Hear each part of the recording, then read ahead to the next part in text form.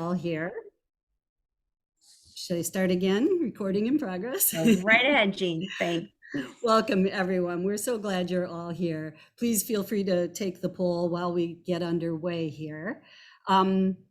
Before we introduce ourselves, we want to mention that Elizabeth and I will be referring to our person with borderline traits or simply our person, because there are so many different relationships here, and sometimes just saying our person can make our examples and our stories more relatable to everyone.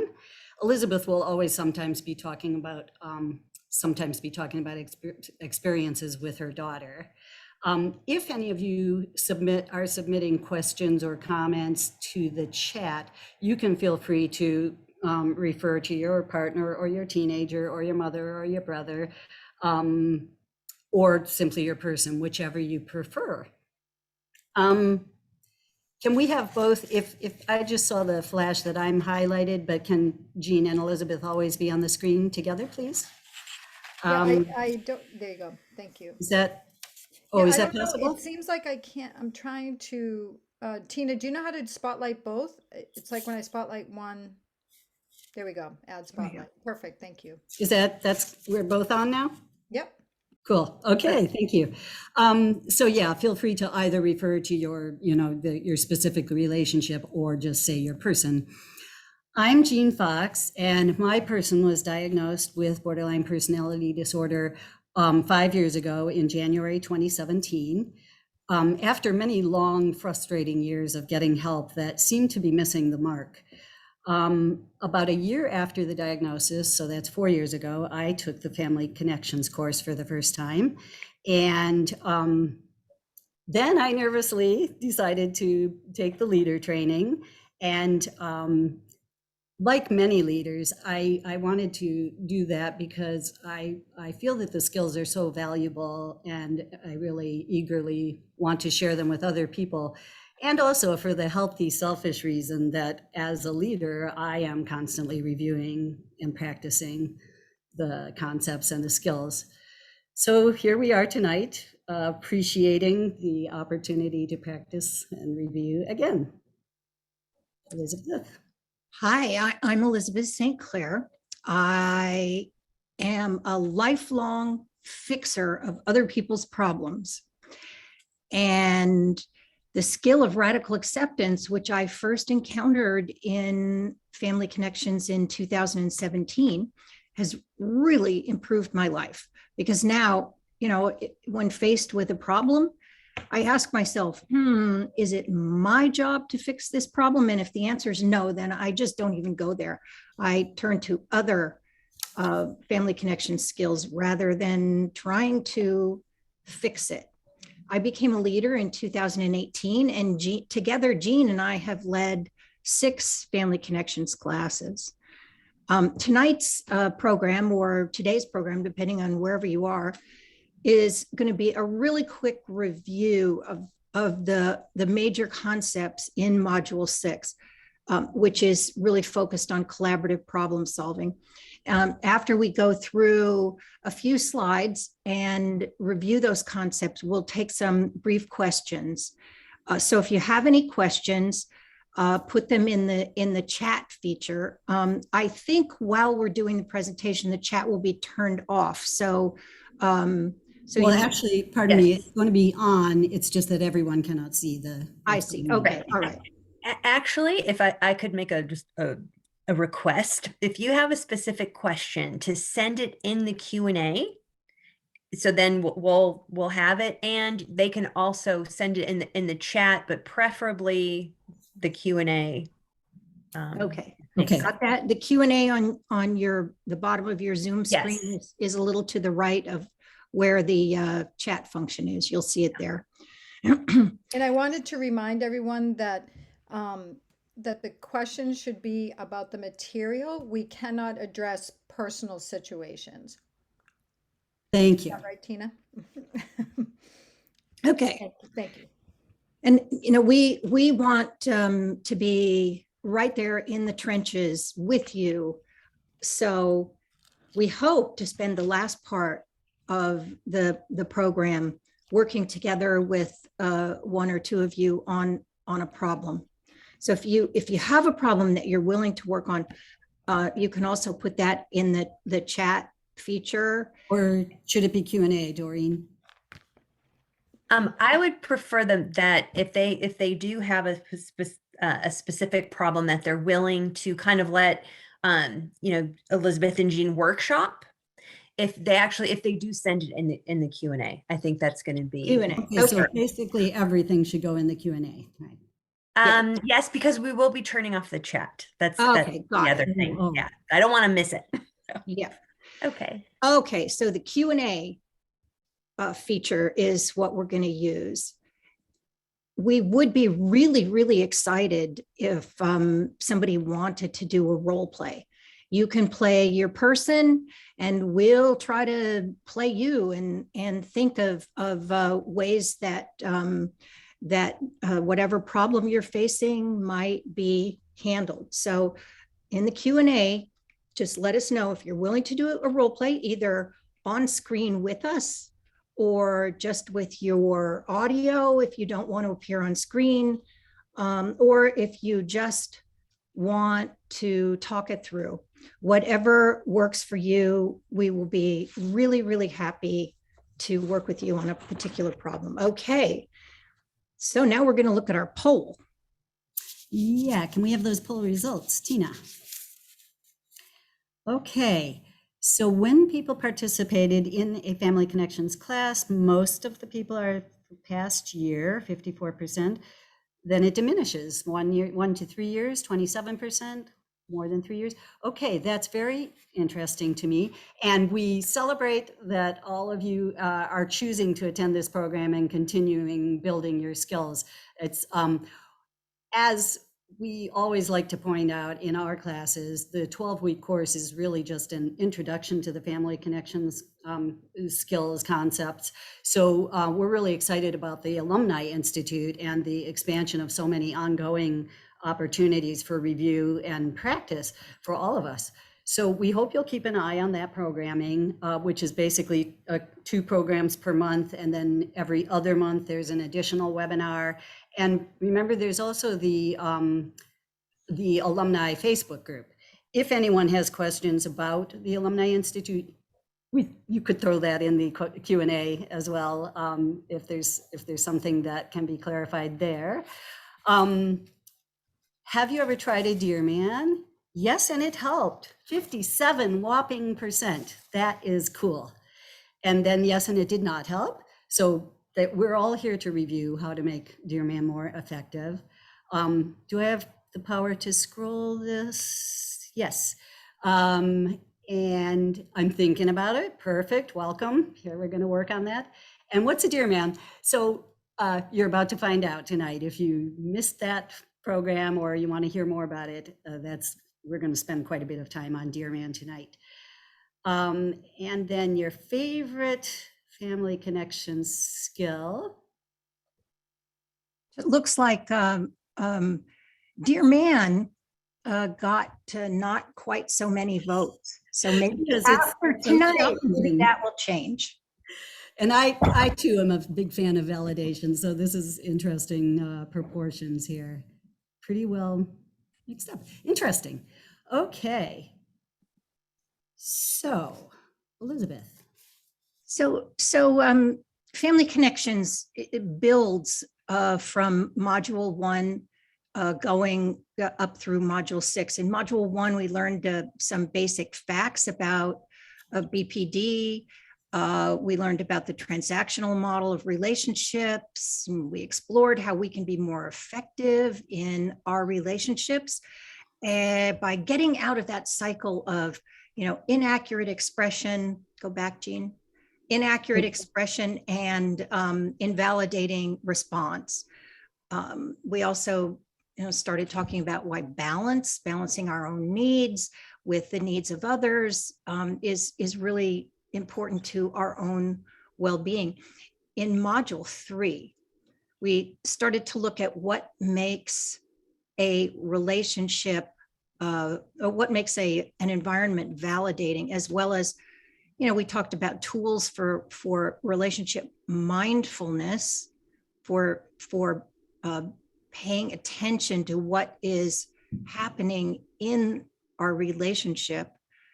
And we talked about the necessity of reducing judgments and managing our own emotions. Then in module 4, we talked about how our relationships are intertwined, and we explored alternatives to blaming, and we started to learn about radical acceptance. Module 5 took us through a deeper dive into validation and introduced the whole concepts of dear man and give fast. And here we are at module 6. We covered a lot in the first 5 modules. And I know when I first took Family Connections, I wanted to jump to module 6. I was really impatient learning about mindfulness. I wanted to jump in there and just start solving problems. And after a while, I really realized that, it was, I was not effective in trying to understand and solve the problems because I didn't have enough skill. So I actually went back and started over. I took Family Connections again, and this time was really serious about learning about mindfulness and balance and the whole process of dialectical thinking that is so critical to the whole concept of Family Connections. So I just want to urge you that if it's been a while, or you're not really sure how to practice some of the skills, there are a lot of tools to go back and revisit them, including just reading the modules and coming to sessions like this. So that's a really good thing to do. Next slide. When we have a problem, really, there are really only 4 approaches to that problem. We can keep doing what we're doing. And if this is the choice that we make, it's kind of likely that we're going to stay, stuck and miserable. Maybe we'll burn out. We might hurt our own health because of the stress. Maybe the anger and the chaos escalates and leads to bitterness and a lot of serious polarization in your relationship. And often we can make the problem worse if we're escalating our own behavior. I know I did this in my family because I was frustrated and scared, and I really didn't know what to do. I couldn't get my person, who is my now 24-year-old daughter, to do any of the things that I thought she should be doing. So I went from, requesting to nagging to demanding to coercion. And by the time I got to Family Connections, our relationship was a pretty public disaster. There was a lot of school discipline, suicide attempts, hospitalizations, the police incidents, illegal behavior, self-harming behavior. It was just really a mess. So I'm here to say that I don't recommend staying stuck. Then I learned there were some pieces of our problems that I just really needed to accept. I couldn't, they weren't susceptible to any sort of effort or change at that point. Well, a really big one for me was my daughter's cutting. I first, for months, went through trying to rid my house of every sharp object. And then she just used paper clips or bobby pins or anything she could find to cut herself. And I finally had to kind of accept that cutting was what she did when she was just in such horrible pain that was, kind of the only thing that she knew at that point to do. So, I stopped trying to force her not to cut. And I instead focused on using empathy and understanding, to get at the feelings that were leading her to cut. So, remember that if you're in pain and you're resisting and not accepting, that can really lead to a lot more suffering. So another approach is to change our feelings or our reactions to what's going on. Problem's still there, but instead of fighting and battling with all of the frustration and bitterness that goes along with it, we can use some skill to manage our own emotions so that we suffer less. So I started to change the way that I felt or reacted to tattoos and piercings. My daughter has many of both. And I just decided that for all kinds of reasons that I was just going to tolerate them. And so I made that decision that was the approach I wanted to take. And every time she came home with more piercings in various places and tattoos, I reminded myself of that decision so that I didn't become embroiled in, conflict with her. The fourth approach, and the one that we're really focusing on in this session, is to manage or solve the problem. Note that those two are very different. Sometimes we may just need to, figure out how we're going to manage a problem that is not amenable to solution at the moment. So that's really the choices that we have. So the goal is to balance acceptance and change. Family Connections teaches us to think dialectically, and that means that we have to practice thinking about different problems, not just from our own perspective, not just, what do I think about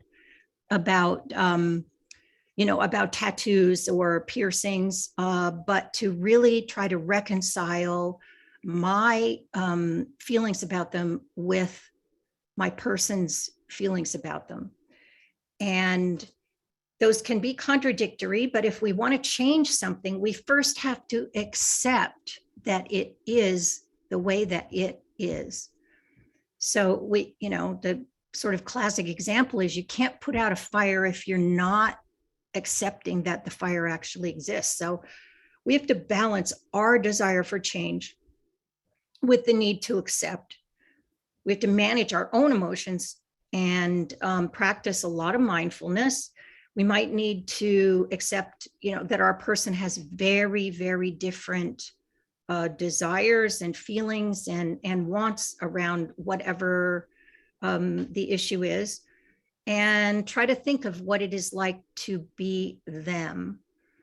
And once we accept, then we can validate our person, and we can also validate ourselves for whatever is valid in our respective experiences.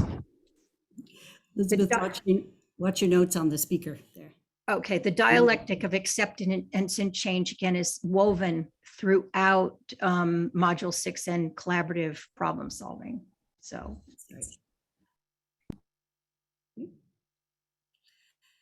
Okay, Family Connections identifies 4 basic types of problem solving. There's imposed or coercive. There's unilateral problem solving, collaborative problem solving, and non-collaborative problem solving. Imposed or coercive attempts at problem solving are when one person uses power, force, negative consequences to try to make the other person change. Sometimes we're tempted to address problems forcefully when we strongly believe we're right about something, and maybe we feel at a loss and extremely frustrated by an intractable problem that we've been working on. However, insisting or threatening with negative consequences or punishments can be ugly in the relationship, and it rarely works. Or if it does, it's probably only temporary, short term, And force probably won't be a very effective solution to anything. Plus, it's quite likely that the relationship will suffer from coercion in small ways and maybe in big ways. Because really, none of us likes being ordered to do something or to behave in a certain way. So there's really just too much downside to coercion. It's corrosive to the relationship. We're not engaging with the other person, we're not collaborating. So if we feel that we've been working on a problem and we have not been able to get any buy-in or any cooperation, and we're feeling tempted to just lay down the law about something in an imposed kind of fashion, we may want to look for a more effective strategy than what we've been trying, and hopefully also not turn to imposed solutions. And that's why we're here tonight. Of course, there are exceptions where imposed problem solving may make sense and be justified, especially in cases of personal safety. For example, if a dysregulated and or drunk person wants to use the car, we may have to take the keys. These last 3 bullet points here remind us that family connections skills are about what we can do differently and how we can feel better. So in the case of imposed or coercive problem solving, we are not making any effort to change ourselves. So that's not really how we think about things in this course. And it can keep us stuck and miserable, and it can even make things worse. So our goals in family connections are to take care of ourselves and to use problem-solving strategies that will hopefully make things better and not make things worse. Unilateral. Oh, I'm going to just sorry. introduce. Go ahead. Yeah. Yeah. Unilateral problem solving, I'm the only person who's doing something differently. I'm the one who changes. And at the same time, I hope that this can be an invitation to the other person to change alongside me. If you remember the transactional model from the course, it illustrates how unilateral change can be impactful when one person changes and does something different. This can sometimes interrupt the trajectory of things. Okay, now here I go. It's really hard to work on a problem if there's a history of hostility and resistance. There isn't enough give and take for collaboration to be successful at all. Instead, it's kind of a tit for tat that leads to kind of escalating dysregulation. So unilateral problem solving starts with understanding what is our contribution to staying stuck. Relationships are reciprocal. If there is inaccurate expression and an invalidating response, then the situation is quite likely to escalate. So we could contribute to a better solution by trying to make more validating responses to what we can perceive about what the person would express accurately.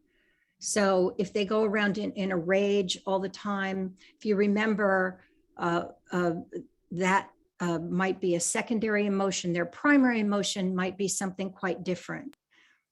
So a validating response might try to look for and understand that emotion rather than just responding to the anger in a back and forth. There's a lot of relationship mindfulness that's necessary for unilateral problem solving. You have to try to understand what's making it hard for them to change, and what can I do to make it easier for her or him or them to change. So I used unilateral problem solving for a time in response to my daughter's cutting. I'd been, nagging her, and I'd lectured her, I'd wept around her, and I just did anything I could think of to do to fix it. And I wasn't fixing it. All I was doing was making her feel a lot more shame and distress. And the situation escalated a lot. And I was not doing anything to manage my own emotions. And I really wasn't mindful of what my behavior was doing to our relationship. So I tried some unilateral problem solving with the help of the therapist.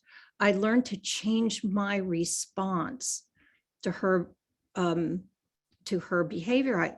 I learned to try to validate her painful emotions and also validate myself for how much distress this was causing me. Through this, over a little bit of time, didn't take that long, she began to more accurately express her underlying emotions, to say, how much pain she was in, and to talk about that. And she started to feel safe enough to try to, become interested in learning other ways of dealing with her pain. So not unilateral problem solving takes a lot of mindfulness and patience. And if you're not in a place where there can be a collaborative approach, it can really, really help, move the situation. Okay. Another kind of problem solving, this is collaborative, where we engage the person really actively to find some amelioration or solution to a problem that we both agree is a problem. So we have to start with 3 considerations. We have to figure out what our objective is. What is it that we're trying to accomplish here? And we have to be mindful of the relationship and respect where our person is and, what their situation is. And third, self-respect is a really important goal. I first tried collaborative problem solving because I felt so beaten down and disrespected by my daughters calling me obscene names and expressing her anger in really horribly foul and offensive language.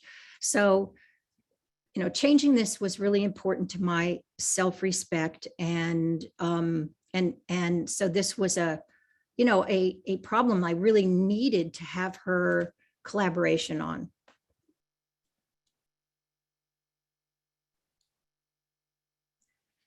Before you start, collaborative problem solving really requires some thought. You have to figure out when to raise an issue, because if they're dysregulated or you're in the middle of something where there is conflict, then it's hard to really collaborate on working on a problem. If they're really emotional, they won't be able to think clearly enough.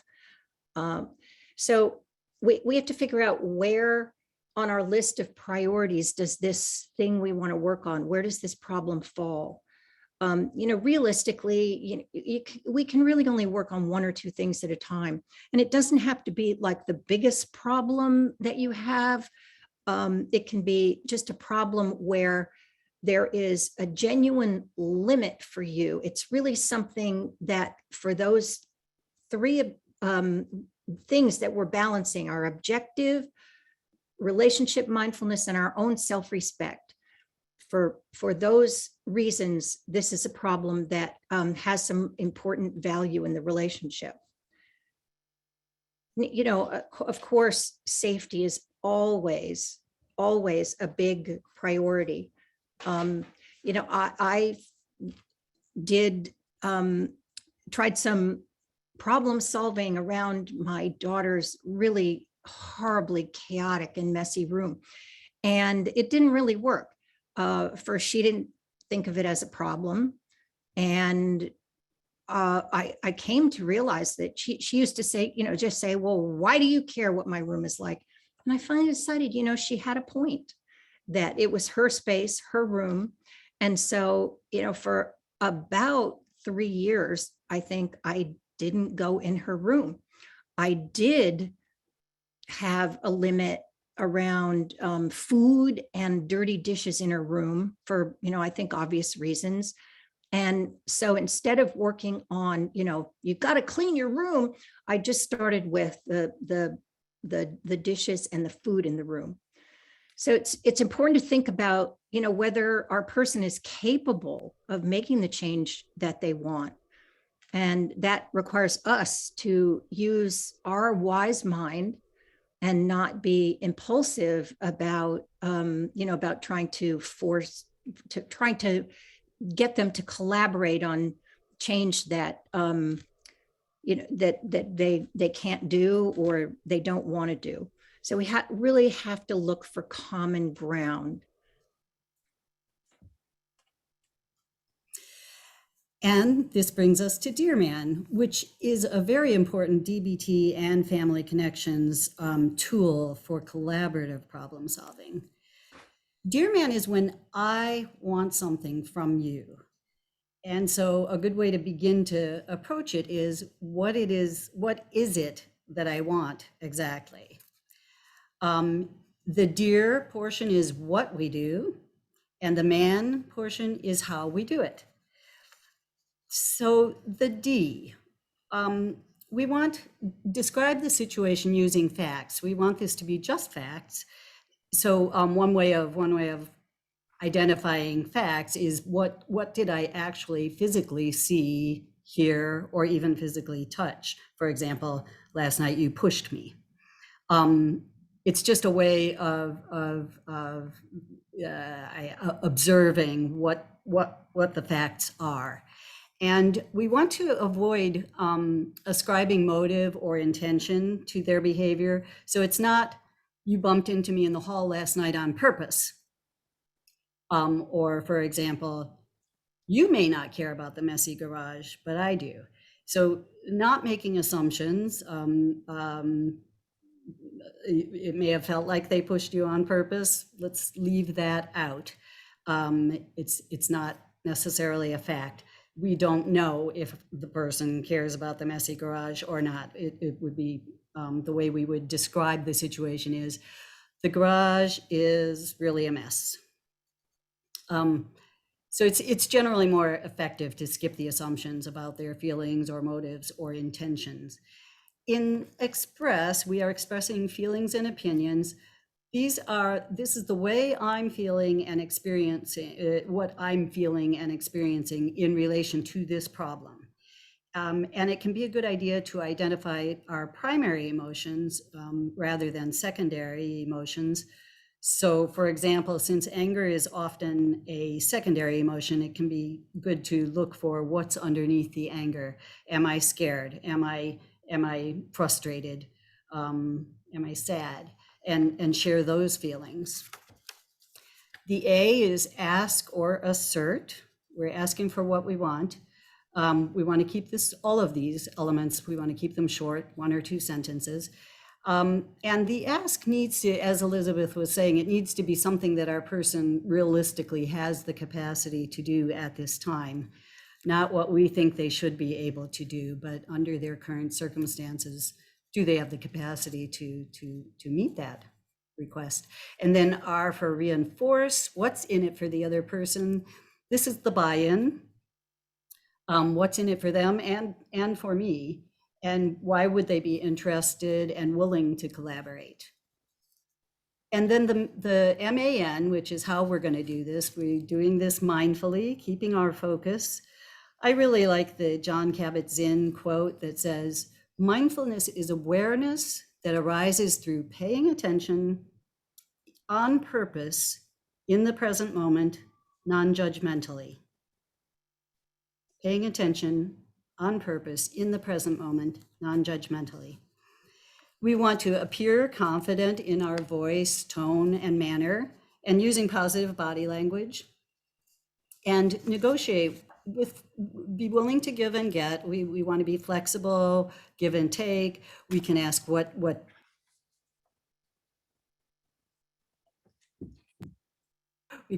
ideas they have. for solving the problem. And Dear Man can be useful, and it can be, can be useful and implemented in a number of different ways. I like to think of Dear Man as a basic framework. And when we find the right time to use a Dear Man, we have some options for exactly how it's going to unfold. We can try to deliver the whole DEAR straight through, asking our person to just let us get that part said. We may describe the problem and they jump in and they want to respond to that. I have had success sometimes saying, I've thought this through, it's short, let me just get this said. I just want to say a few things and then we can talk about it. If that's not happening, then we're going to end up embedding the DEAR in a discussion and a negotiation. So the important thing here is, if it becomes a discussion, is to not let the process get hijacked or derailed.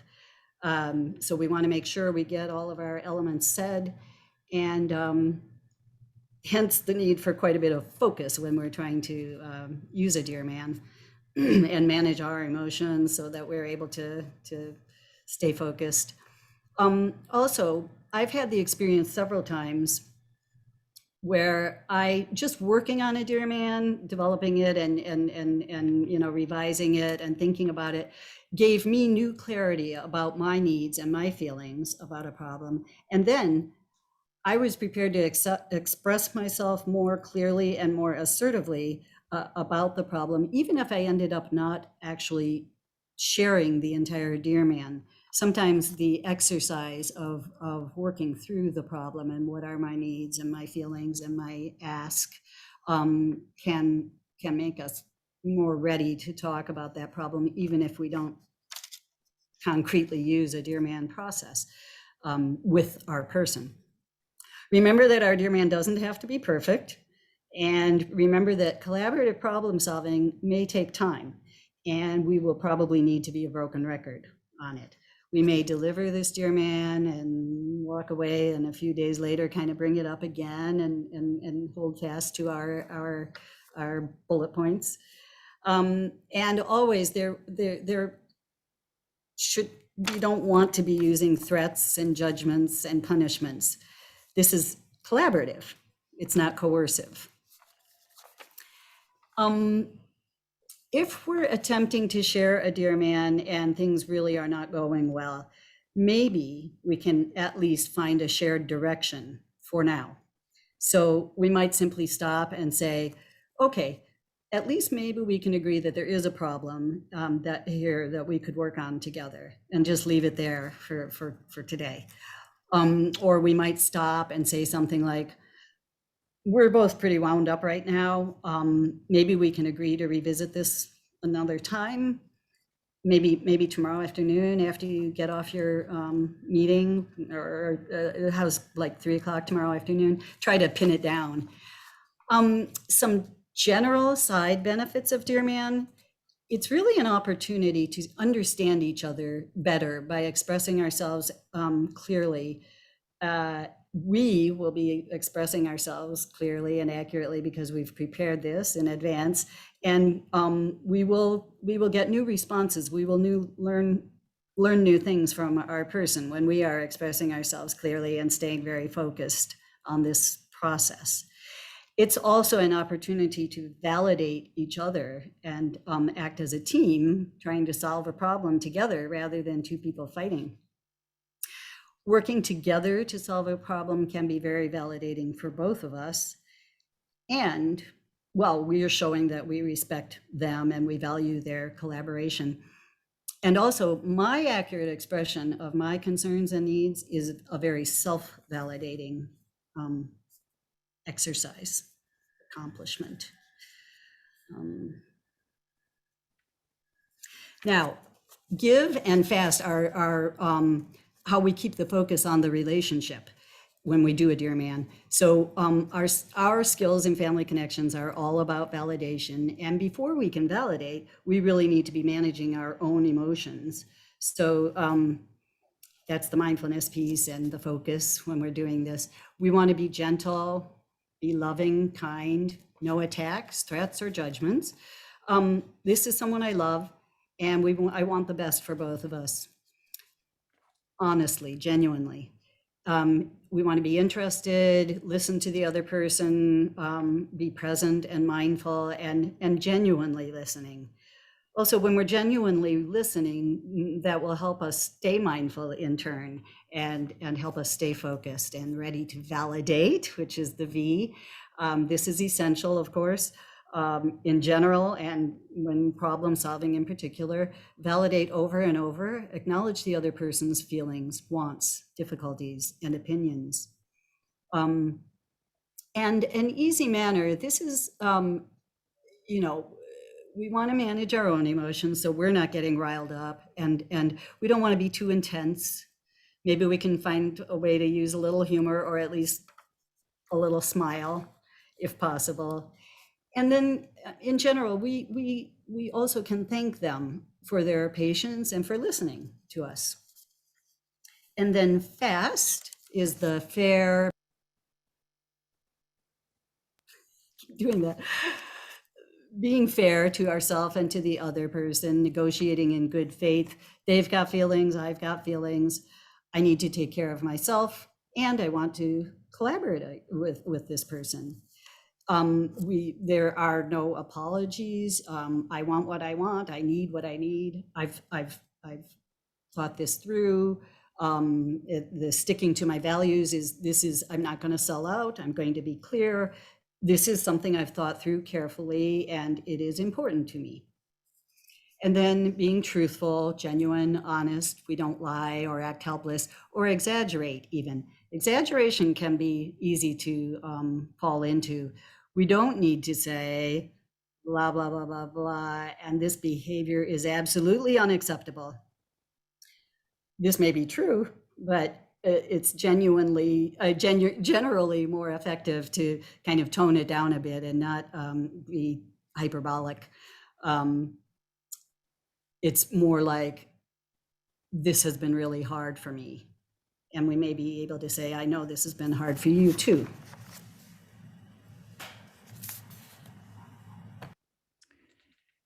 Sometimes our attempts at problem solving don't get us exactly what we want, but if we even get a little tiny little change, we can build on that success and validate any progress that that's happening.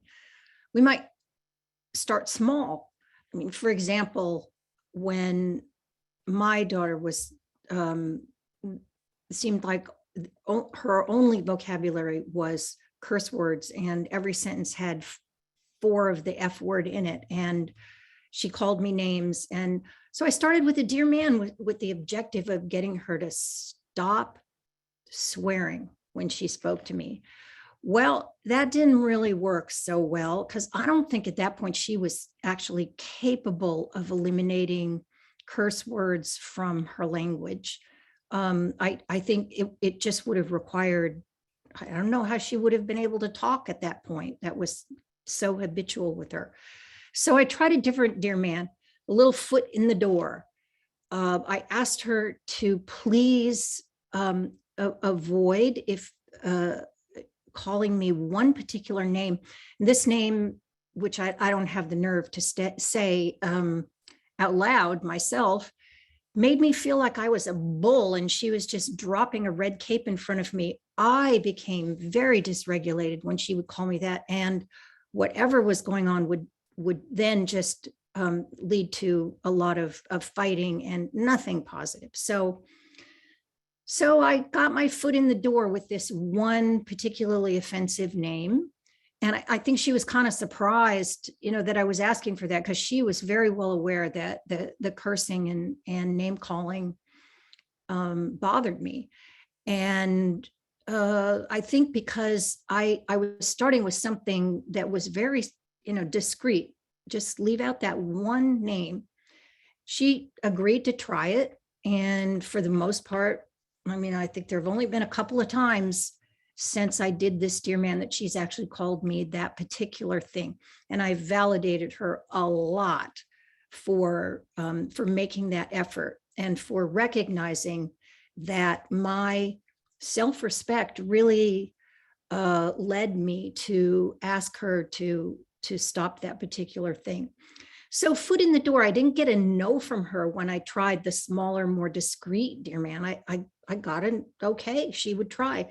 And it helped us build some trust because she knew that I was bothered by the language, and she could see that I was willing to tolerate it for the moment if she would try this one thing. So that's foot in the door. You could also kind of start from the other direction and negotiate an agreement around something smaller. I mean, let's say your partner doesn't come home when you have agreed that they will come home. So you might start with asking that, they always come home when they've agreed to come home. And maybe you don't get anywhere with that. You don't get any agreement.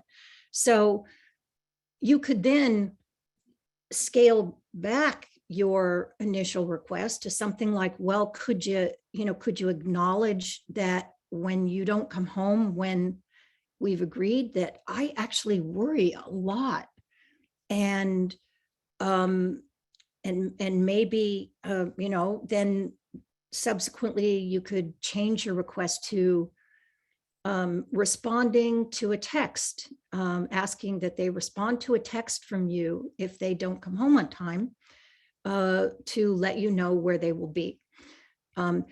Very important if you are doing, a kind of stages in problem solving, to be okay with what your initial request is, and not, to agree to something that leaves you having a lot of feelings when, even if they give you that particular thing, you still want something else. So it, as Jean says, it requires some real thought. Okay. Different strategies, different relationships, every situation is totally unique. But as long as you're using any technique that keeps the conversation going and leaves room for some collaboration that isn't coercive or punitive, then you're really on the right track. Sometimes, again, it's enough as a start to just get an agreement that you'll continue to have a conversation. And if our person is really vulnerable or stressed or hungry, angry, tired, it's best to wait until there's a time when there's less going on for them. Okay, so the fourth kind of problem solving is non-collaborative. This is really more about managing the problem, not solving it. And it's kind of, a last resort when you feel strongly that there needs to be some change and your person is just not interested in collaborating with you. So this kind of problem management, you really have to recognize that there's an imbalance there, that you're imposing a solution because you have to do something. And then it's important to soothe and validate their feelings. A lot of cases we can leave a problem to exist for a little while and return to it later. I tried some non-collaborative problem solving with my daughter when she was in college, and she was living away from home and she had an allowance. And I discovered that she was using every penny she could get her hands on to buy drugs and alcohol. She was underage. She was 18, 19. And so she was riding public transportation without paying for it. and I had given her a credit card, which, and she was using the credit card to buy food, even though she had a meal plan on campus, and she was either buying or stealing clothes. And, there was just a lot of behavior that was very problematic for me. So she wasn't interested in my thoughts about any of this behavior. She really wanted to do what she wanted to do. So, I took the credit card back. I gave her a monthly transit pass. I told her I would always consider any clothing or other item that she wanted on a, kind of one-off basis, and that I would want a receipt. And she was, kind of pissed off about that. And I really acknowledged her that this was temporary. I did my best to, to tell her that I really understood that it sucked and was hard for her, and that I would revisit it at any point, especially if she had any ideas that would get us to a place where I was not funding her illegal drug and alcohol use. And over time, this took a lot of patience, but over time it did really help us to, to get to a place where she was finally willing to, not use my money for purposes that that upset me a lot. So non-collaborative problem solving is different from coercive problem solving, because, when you're coercing something, you're doing it. That's it. End of story.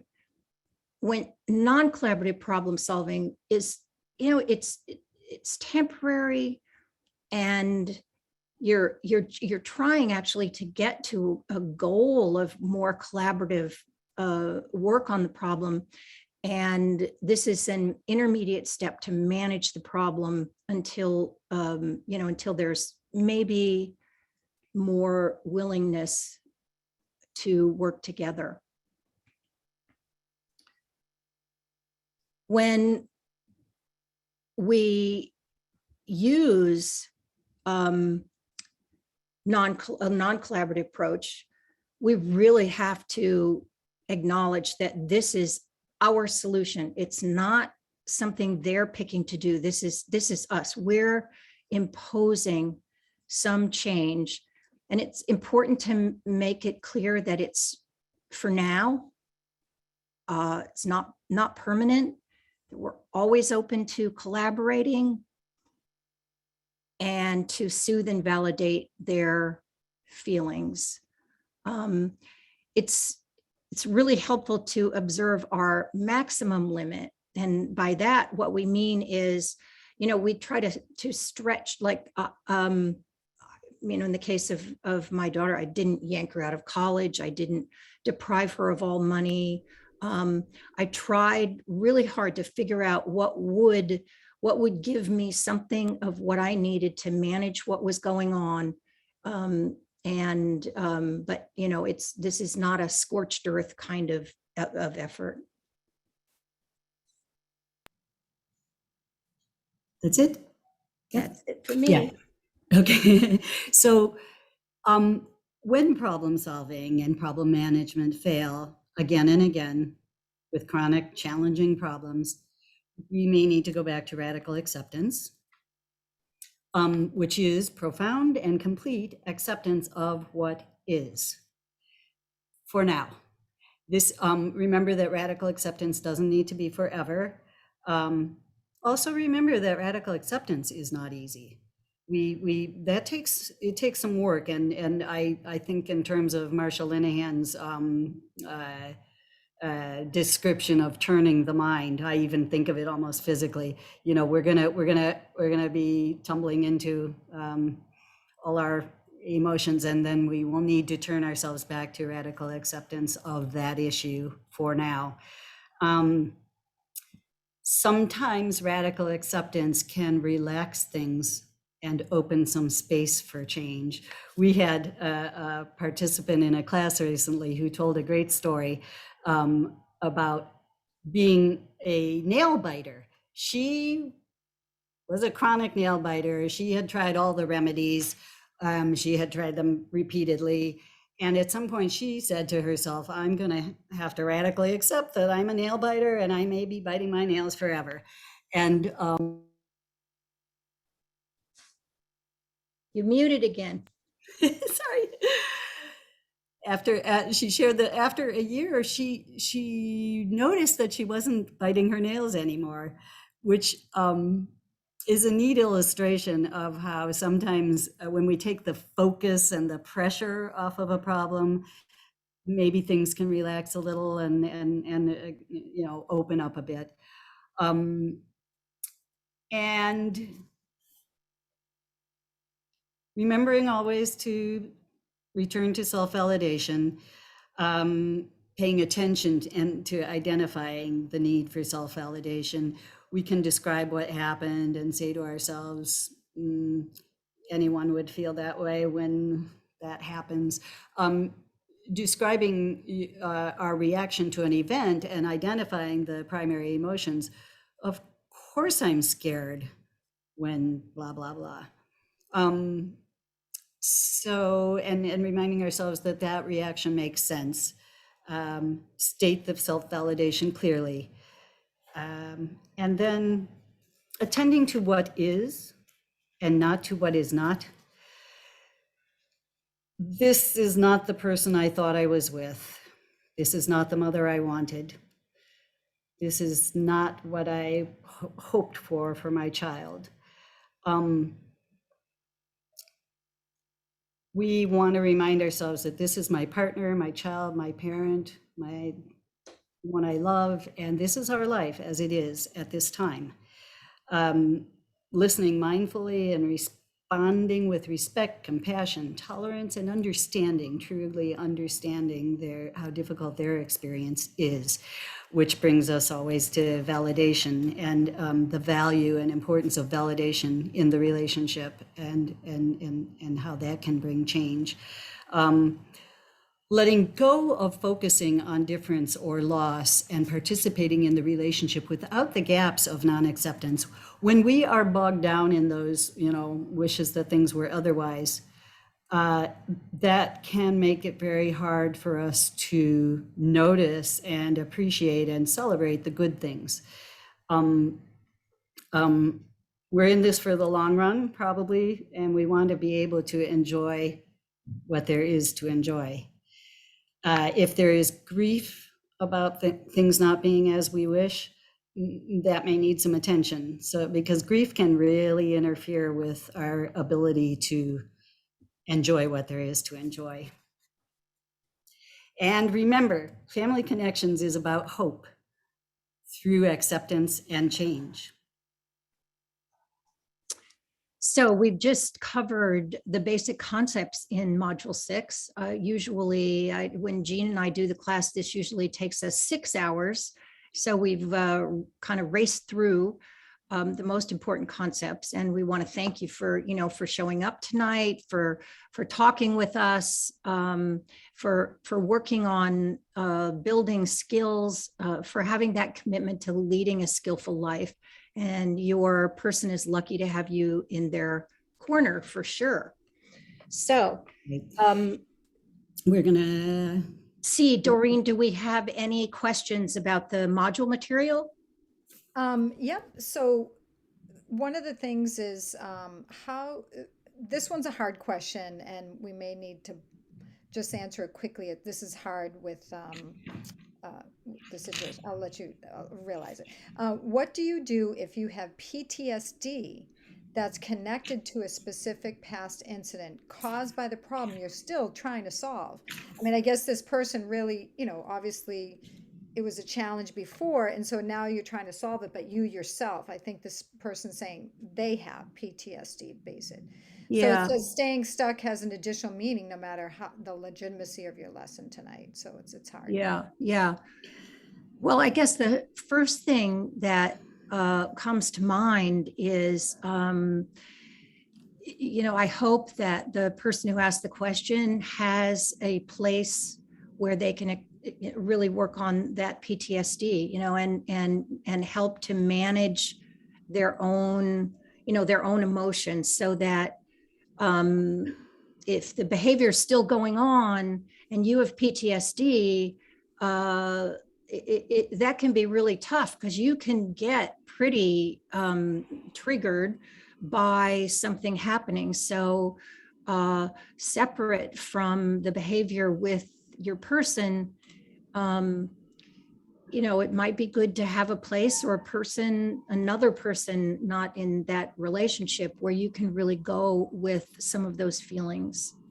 And I'm wondering too, I don't know if this is the thing, is that maybe have someone else do the dear man, and That's a thought. Yeah. I Yeah. just, because if you're triggered with your PTSD by even the conversation of trying to go ahead and solve this problem, that maybe a third party, whether it's a professional or a therapist or something. But that's a hard one, but I didn't want to not answer Yeah. that Yeah. question. So I hope that is a little helpful. The person was anonymous, so I don't know. The second question is, how can I work through hold on a second. How can I work through a problem, specifically setting limits with my person when he has a tremendous fear of abandonment? Any limit I set for myself is needing space or time to think is super triggering. And I kind of thought that might be a good role play. Again, this person's an anonymous, so I don't know whether you want to handle that or just quickly, if you want to do your role play first and then do this one, I'm not sure. That might be a good role play. I'd also like to jump in on that, as from my personal experience with my person has substance use issues, and there is violence when he's in an altered state. So I have had to take care of myself in relation to that. I actually got to where I understood that I need to leave. I need to leave the house and be elsewhere anytime that person is drinking.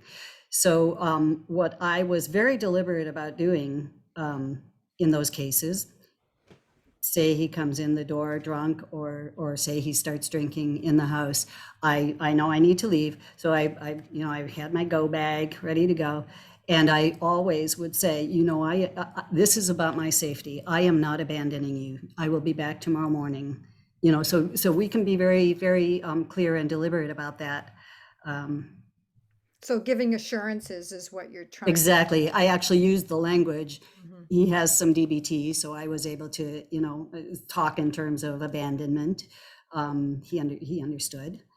So yeah, And this I is- just I believe also this is where the dear mans come in, and I can't remember. I'm helping moderate, so I'm typing away. Didn't hear everything you said, but dear mans are not to be done in the moment of dysregulation. It's beforehand. And so this is something this person can, you want to set that limit up before that happens, so that you can say something, you know, I just want to let you know that often when this happens, I may need to take some space for myself, and I will always be there for you. I will always come back, etc. But it's important to set that limit. I want to reinforce, not when the dysregulations happen. It's beforehand.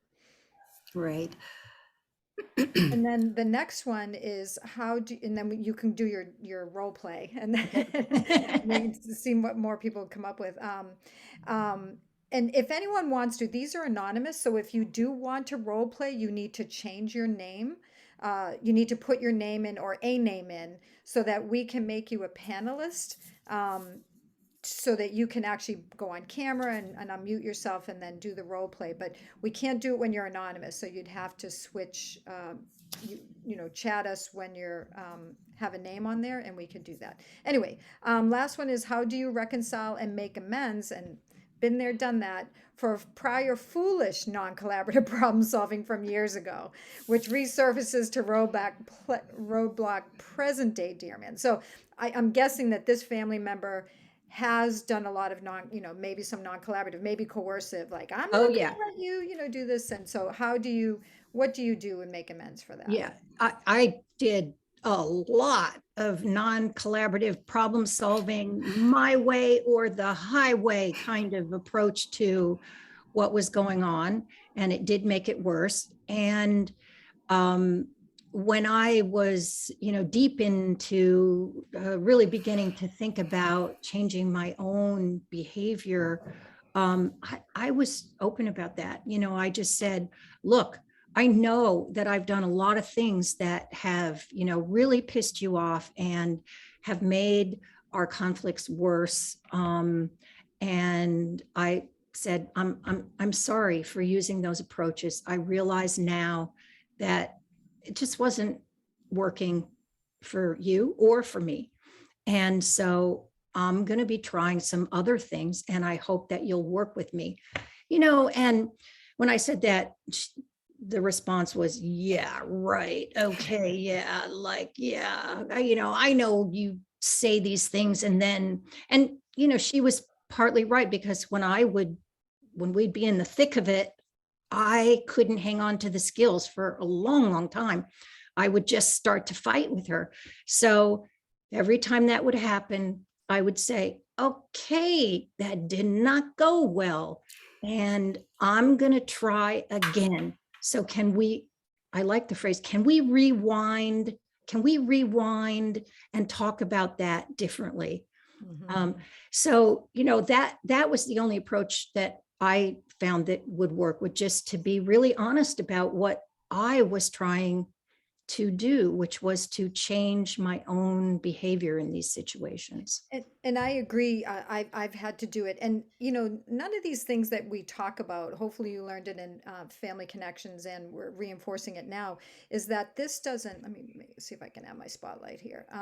So that we, been there, done that, and what I did say to my person was like, listen, I wish I could go back. I wish I could had a time machine and could go back and change the way that I handled this, that, and the other thing in the past, and I can't, so what I'm going to, I just did the best that I could at the moment. And with the skills and the knowledge that I have right now, I'm going to try to do better, but I think it is very healing, and it may not happen on the first time you say it or the second time. I had to say it in different conversations over time. You're right.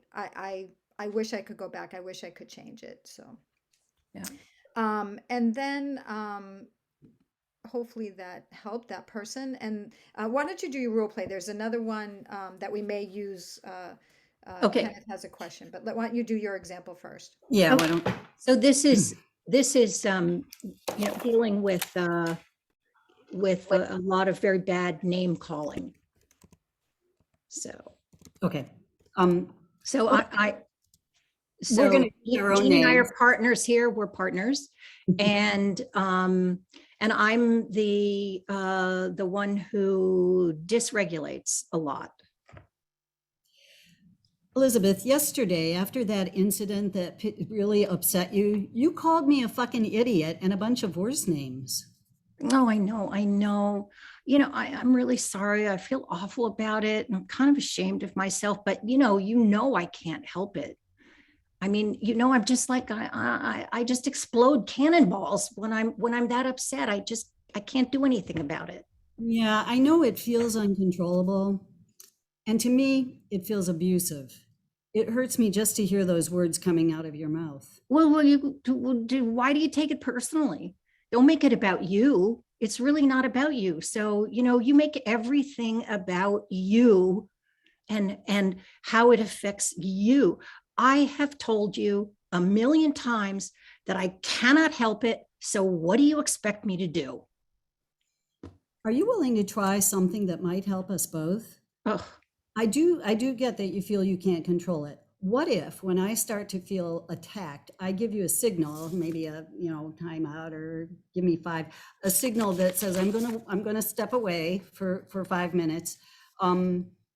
And that way we can avoid these episodes where I feel I get hurt and angry and you end up feeling ashamed. No way. I'm going to start to have some feelings. You're always talking about feelings, my feelings. I'm going to start to have feelings, and you're just going to say, time out. I'm leaving. I'm getting out of here. Hang on. This is not walking out on you. That's not the spirit of this at all.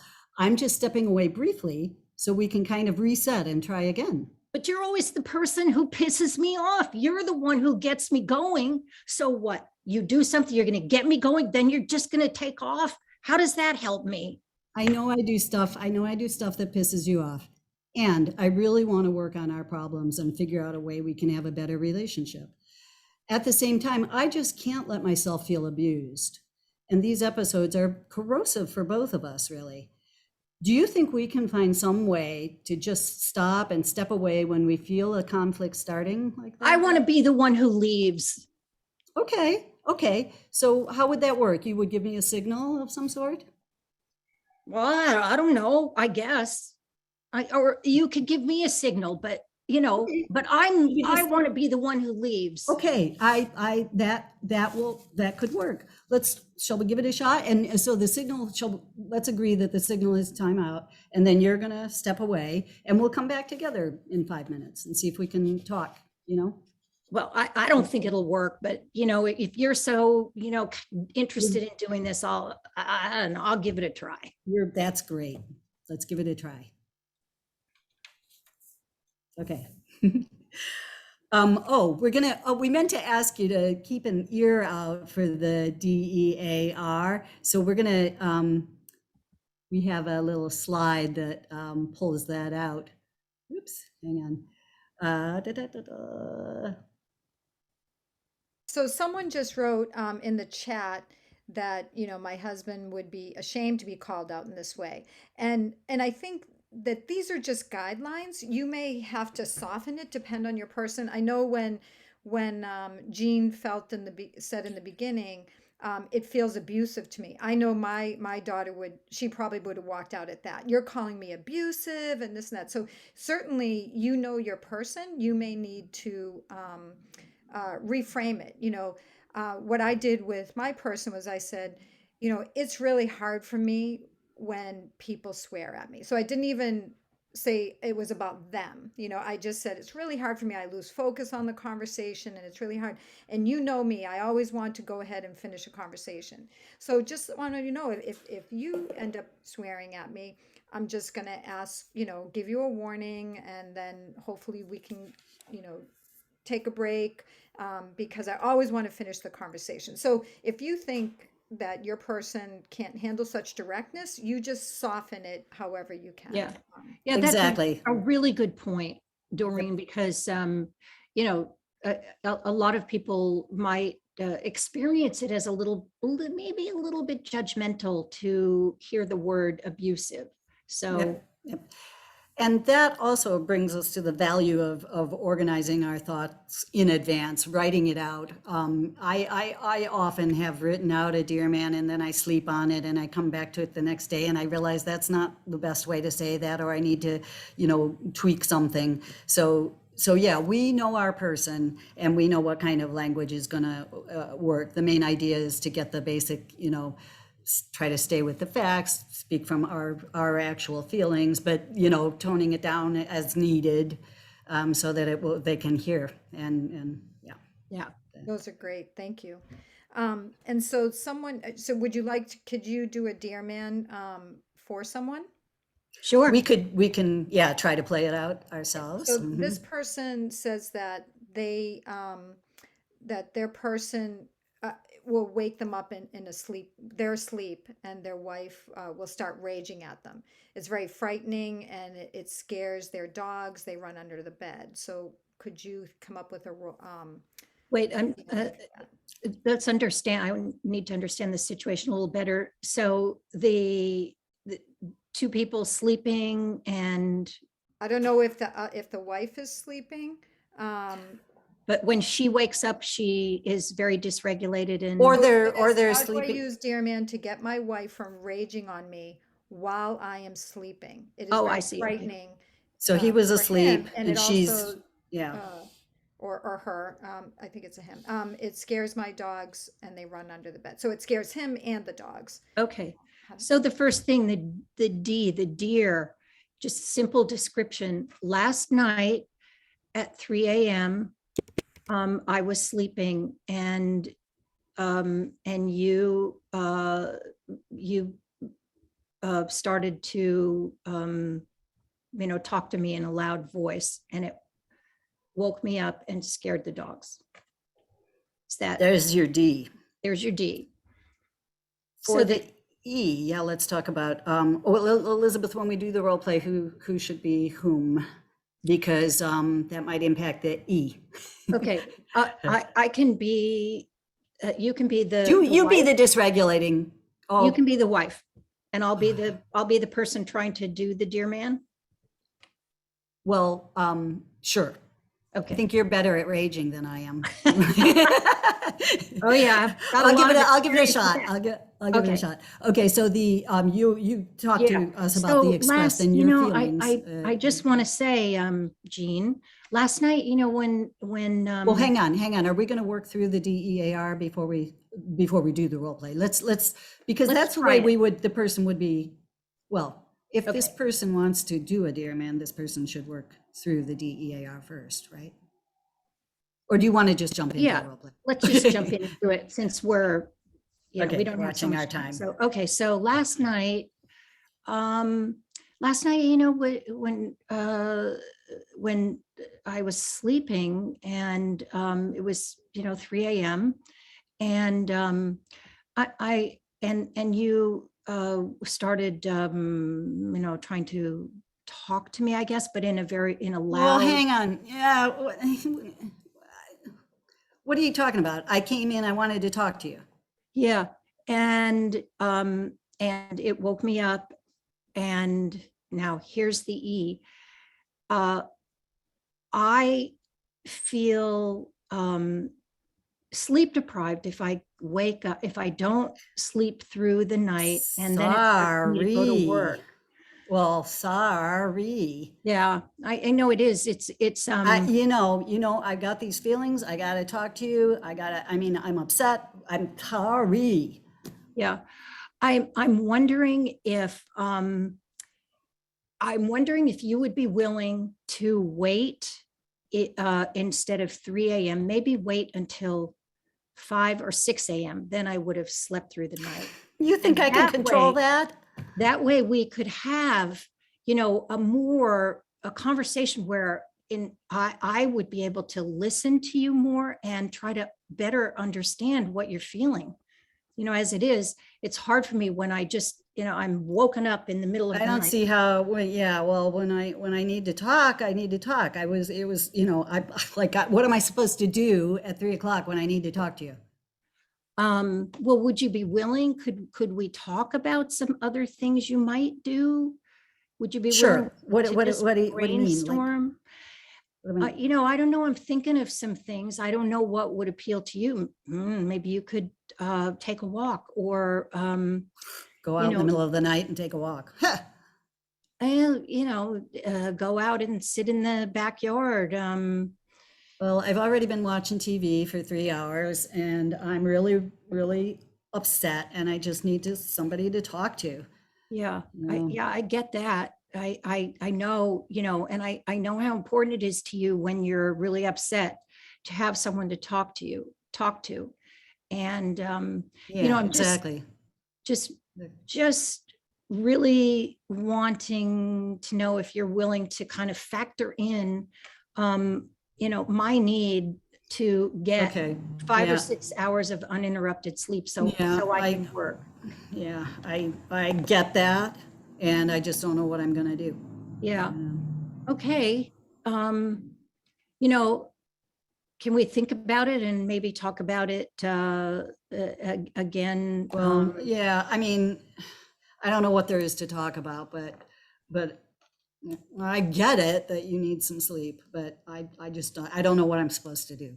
Yeah, I really appreciate your acknowledging my need for sleep, because we both get really ragged and fight a lot when. I need sleep too, but it's hard for me. Yeah. Oh boy, I know that. So, okay, I think we've kind of taken this Yeah. where we're Yeah. going to go for But- the moment. No, That was good, though. I think it's great. I think you both did a great job, and You know, these dear mans are hard for sure. Um, you know, we try to make it where you can see it resolve. I know a lot of you, I've heard in my own classes that people say it's not that easy. We know that it's not easy, but this is I think, Elizabeth, it was good. I think the result in a way was at least she got me to acknowledge that I get it, that she needs some sleep, and maybe we're going to continue this conversation. So that's a great result. We broached the subject and we made a little beginning. And I can think of a lot of, maybe short-term solutions to this problem. If there's another bedroom, you could say, oh, well, okay, with a lot of soothing and reassurance, you might say, well, what if I slept in the other bedroom maybe 2 nights a week or 3 nights a week, so I can, at least get that kind of sleep. And, so that might be an ask. You might, I think That's there are, yeah, that's interesting. And also that also brings up the possibility that that would feel like abandonment. So we could just, make sure that we incorporate that into the revised ask or the revised dear man, or maybe, yeah, that's good. so you're on mute, Doreen. let me just check. There was another one that just came in. Hold on a second. Oh, I think we did it. There, there was another one. Oh, hold on a second. I'm looking at the wrong. I'm looking at the answered. Um, this person wrote. I think it was about the role play. You know, they're sleeping and she has stayed up drinking. So it sounds like intoxication. Yeah, has- yeah. Got it. May- So so a dear man asking for a person who is intoxicated to do something different might be really hard to achieve, so you might have to think pretty creatively about what you're asking for, and really ask yourself if, when they've stayed up late drinking, are they capable of doing that? So, can you wait 2 hours and wake me up at 5 instead of 3? Probably that Right, wouldn't no. be something that would work. But saying, I'm gonna sleep in another room or something might And be. and actually another angle on that other room, use of the other room, could be that we do a dear man on an understanding that when she comes in drunk and is making noise and waking me, I'm just going to go sleep in the other room. I'm not abandoning you. I need to get some sleep. And we can revisit the situation in the morning. But maybe we can have that understanding that when you come in at 3 a.m. drinking, I'm going to need to go to the other room and continue sleeping. And hopefully you can make yourself comfortable in our room. Yeah.